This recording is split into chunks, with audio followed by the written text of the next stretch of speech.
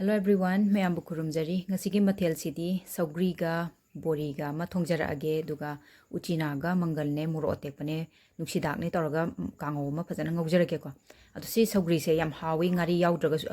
nga ayai bi yaudраga su ko ngari khitang hapaga adum thongbuda khoi gi mahi se yam hawbudu oyeba ko yam kanna ju sindeba aduna ai si saugri sine duga hojiki uchina kangau du ne duga food plate ama semjarake combo da kari kari yauge habdu su yengminara jeba ko ado mayam saugri se thongjarage do ahanbada mahi se hana sahale ko aduga khoigi ngari khara hapchanjare aduga morok atekpa degi maroi napakpi kari kari lu hapchanjarani aduga saugal halaga phajana thammane buko habde mahi je saurakanda khoigi saugri je hapajeba tilo asoiba su khitang hapchanjare ko do si saugal hala je phajana khoigi tilo jina khitang munjalakpai kando adaida koina Misagi saugri do he aga mallaga chamthoga phajana thammabani ko adu do hapchanjarage saugri di loiramdai da hapu hai ko adu bori se khitang tawjage bori se ai isana semjabani ko maya upai leitadana aina try tawbuda dum sem oigereba ado mayam sigi recipe jo aina hapjagrabani ko bori ka mai semge habdu long video da adu mayam check tawbiyo dum yengbibe yani ko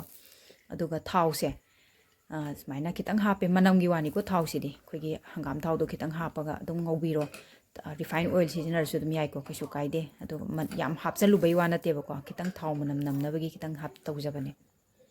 aduga injang si loiram dai da thum do hapchare aduga bori ataoba se haijanjarage ko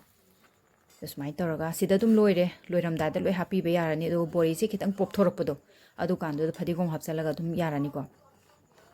adu bori semba su yam lai ko kaisu yam luba oiram deba ko kitang matam kitang change haibo wani ado mayam su dum sembiraga mapan leiba ichili naw sing de dum semaga dum sabi yai ko sise aiju upai leithadana semjabani dum tagre smaina de phadigom kitang hapchanjare aduga si saugri sima de dum loijare ko ado saugri se sindana bagi upai ama I haijage ko loiram dai de ising ayingba kitang hapchanbiyo yam hapagi wanate ko kitang drop amani hapchanbiraga adum sindabani ko mayam na dum hainabani mayam su dum yengbiyo ado se leijare ko uchina se aina nungdang tingthombane phajana chamthokjare aduga machum je kanghalaga smaina thamjare ko aduga khoigi mangal apopa nuksidak si ju aigi hingkol dagi hekjabani aina manjabani ko ado aina video se sangmangrane aina hekpa khotpado hapjadrabani aduga moro atekpa khara leire adudi ai ngauna na ba sem sajarage ko do mayam thawje sarakanda jira khara hana ngaujare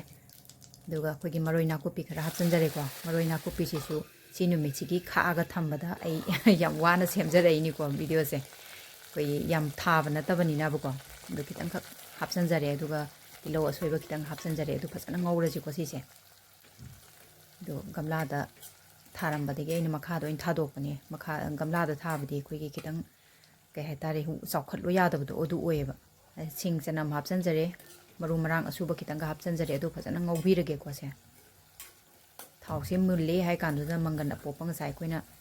temkota hapga thambado adu hapchalaga phajana ngaubirase adu hing kitang han hapchan jahoge hing hapaje hawi ko adu si kai se hana phajana ngaubirani ko mangal se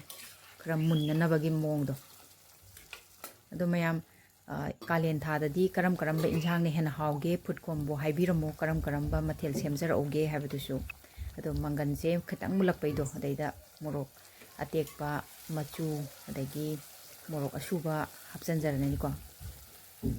ado thuna munnabagi namakta aina sida thum kitang hapkhibane ba thum hapagi kano se video je tu sidai se da hapane ba adu aina ne lokthokre ba ko lokthokpa habati tathokkiba makhada tathokkiba aina phajadraba ani hapjalaga de muk thumdu yakhidoiba aduduna ai lokthokjagare ko adu smai taraga uchina se kitang hapchanjare do phasana ngaujare ko uchina se kitang din natre ko pena charage haidana ina khara yamna ngaure chadana charade amuktang phasana chaharage na ko chaning na cha bhai tare yam phangju phangande ba phangdabani na ne adum charingai da phasana mayek sengna phasana charase na ina khara yamna ngausalaba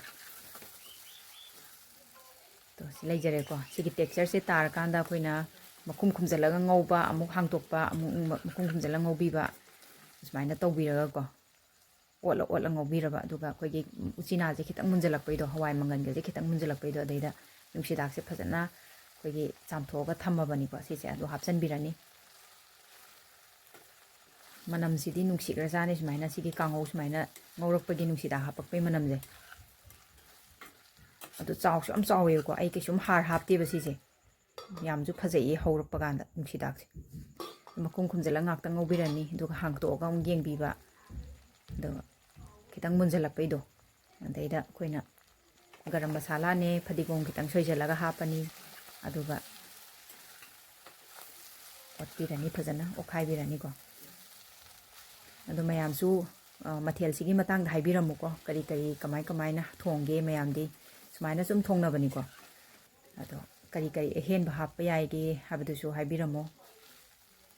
ꯑꯗꯨꯒ ꯅꯧꯅ ꯑꯩꯒꯤ ꯆꯦꯅꯦꯜꯁꯦ ꯊꯦꯡꯅꯕꯤꯕ ꯌꯥꯎꯔꯒꯗꯤꯀꯣ ꯑꯗꯨꯝ subscribe ꯇꯧꯁꯟꯕꯤꯔꯝꯃꯣ ꯑꯗꯨꯒ ꯃꯊꯦꯜꯁꯤꯒꯤ ꯃꯇꯥꯡꯗ ꯐꯣꯡꯗꯣꯛꯄꯤꯔꯝꯃꯣ command ꯑꯗꯨꯒ like ꯑꯃꯃꯝꯇꯪ ꯅꯝꯕꯤꯔꯝꯃो food combo ꯄ꯭ꯂꯦꯠꯁꯦ ꯀꯃꯥꯏꯅ ꯇꯧꯒꯦ ꯍꯥꯏꯕꯗꯨꯁꯨ ꯑꯗꯣ ꯁꯤꯗ ꯂꯩꯖꯔꯦ ꯑꯩꯒꯤ ꯆꯥꯛꯂꯨꯛꯁꯦ ꯁꯦꯝꯖꯔꯦꯀꯣ ꯁꯧꯒ꯭ꯔꯤ ꯊꯣꯡꯕ ꯎꯆꯤꯅꯥ ꯀꯥꯡꯉꯧ ꯑꯗꯨꯒ ꯉꯥ ꯑꯇꯥꯎꯕ ꯑꯃ ꯍꯥꯞꯆꯔꯦꯀꯣ ꯑꯗꯨꯒ ꯑꯩꯈꯣꯏꯒꯤ ꯌꯣꯡꯆꯥꯛ ꯁꯤꯡꯖꯨ ꯑꯃ ꯍꯥꯞꯄꯦꯕꯀꯣ ꯌꯣꯡꯆꯥꯛ ꯁꯤꯡꯖꯨꯁꯦ ꯑꯩꯅ ꯚꯤꯗꯤꯑꯣꯗꯤ ꯁꯦꯝꯖꯗ꯭ꯔꯦ ꯁꯤꯁꯦ ꯁꯤꯃꯒ ꯍꯥꯞꯆꯔꯒꯦ ꯑꯗꯨꯒ ꯑꯩꯒꯤ ꯐꯨꯗ ꯄ꯭ꯂꯦꯠꯁꯤꯒꯤ ꯃꯇꯥꯡꯗ ꯃꯌꯥꯝꯅ ꯀꯃꯦꯟꯗ ꯐꯣꯡꯗꯣꯛꯄꯤꯔꯝꯃꯣ ꯑꯗꯣ ꯃꯌꯥꯝ ꯃꯃꯥꯡꯗ ꯑꯩꯒꯤ ꯚꯤꯗꯤꯑꯣꯁꯤꯡꯗ ꯀꯃꯦꯟ ꯄꯤꯕꯤꯔꯛꯄ ꯏꯆꯤꯜ ꯏꯅꯥꯎ ꯏꯃꯥ ꯏꯆꯦ ꯃꯌꯥꯝꯕꯨꯁꯨ ꯑꯩꯅ ꯊꯥꯒꯠꯄ ꯐꯣꯡꯗꯣꯛꯆꯔꯤ ꯑꯗꯨꯒ ꯑꯐꯕ ꯄꯥꯎꯇꯥꯛ ꯄꯤꯕꯤꯔꯛꯑꯦ ꯀꯥꯟꯅꯕ ꯋꯥꯍꯩ ꯋꯥꯇꯥ ꯃꯌꯥꯝ ꯁꯤꯖꯤꯟꯅꯔꯒ ꯍꯥꯏꯕꯤꯔꯛꯑꯦꯀꯣ ꯌꯥꯝ ꯅꯨꯡꯉꯥꯏꯖꯩ ꯑꯗꯨꯃꯥꯏꯅ ꯐꯣꯡꯗꯣꯛꯄꯤꯔꯛꯄꯗꯨꯁꯨ ꯑꯗꯨꯒ ꯂꯥꯏꯛ ꯑꯃꯃꯝꯇꯪꯗꯤ ꯅꯝꯕꯤꯔꯝꯃꯣ ꯃꯁꯤꯒꯤ ꯃꯊꯦꯜꯁꯤꯒꯤꯁꯨ ꯑꯗꯨꯒ ꯀꯃꯦꯟ ꯃꯃꯥꯡꯗ ꯀꯃꯦꯟ ꯄꯤꯕꯤꯔꯛꯄ ꯑꯗꯨꯃꯥꯏꯅ ꯁꯤꯒꯤ ꯀꯃꯦꯟꯁꯨ ꯄꯤꯕꯤꯔꯛꯑꯣ ꯁꯤꯒꯤ ꯆꯥꯛꯂꯨꯛꯁꯤꯒꯤ ꯃꯇꯥꯡꯗꯁꯨ ꯀꯃꯦꯟ ꯑꯗꯨꯝ ꯐꯣꯡꯗꯣꯛꯄꯤꯔꯝꯃꯣꯕꯀꯣ ꯑꯗꯣ ꯃꯊꯪꯗꯁꯨ ꯑꯅꯧꯕ ꯃꯊꯦꯜ ꯃꯌꯥꯝ ꯑꯃ ꯄꯨꯔꯒ ꯂꯥꯛꯆꯒꯦ ꯑꯌꯥꯝꯕꯅ ꯑꯩꯒꯤꯗꯤ ꯐꯨꯗ ꯀꯣꯝꯕꯣꯅꯦ ꯑꯗꯣ ꯃꯊꯪꯗꯁꯨ ꯑꯅꯧꯕ ꯀꯣꯝꯕꯣ ꯑꯃ ꯄꯨꯔꯒ ꯂꯥꯛꯆꯒꯦ ꯉꯁꯤꯒꯤꯗꯤ ꯃꯌꯥꯝꯗꯒꯤ ꯕꯥꯏ ꯕꯥꯏ